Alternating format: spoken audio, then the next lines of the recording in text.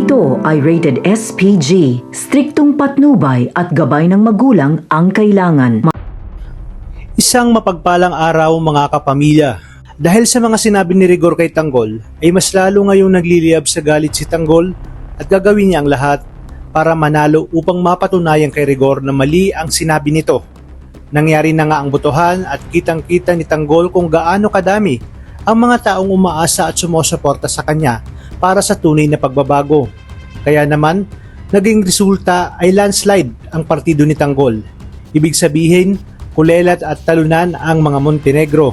Kaya naman ginawa ni Roberto ang kanyang plan B at ito ay ipatumba si Tanggol kay Lucio at sa mga Red Phoenix. Nang sa gayon pag namatay si Tanggol, deklara pa ring mayor si Miguelito at yun ay kung mapapatumba nila si Tanggol. Ngunit sa kasamaang palad ay mamamatay itong si Don Julio. Hindi kasi siya nakaligtas sa mga nangyaring pagsabog. Kaya naman, mas titindi ang bangayan ni Ramon at Olivia tungkol sa mga naiwang mana ni Don Julio. Sa kabilang banda, naglulupasay sa galit si Rigor nang malaman niyang si Tanggol ang nanalong mayor.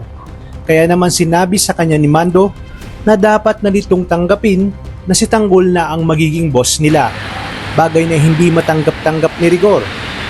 At kagaya ng ipinangako ni Tanggol sa kanyang pag-upo bilang mayor, ay lilinisin niya ang kapulisan sa Maynila. Tatanggalin niya sa pwesto ang mga tiwaling pulis at kasama dito si Rigor. Matatandaan nating natanggal na si Rigor sa pwesto at kaya lang ito nakabalik ay dahil kay dating Mayor Roberto. Ngayon ay tatanggalin siya ni Tanggol at may basehan si Tanggol at dahilan kung bakit dito tatanggalin itong si Rigor. Kaya naman dito kahit ayaw ni Rigor kay Tanggol ay wala na nga siyang magagawa. Manikluhod siyang makikiusap kay Tanggol na huwag tanggalin sa pwesto dahil matagal niyang inalagaan ang kanyang reputasyon. Dito nagaganti si Tanggol at magiging sunod-sunuran sa kanya si Rigor.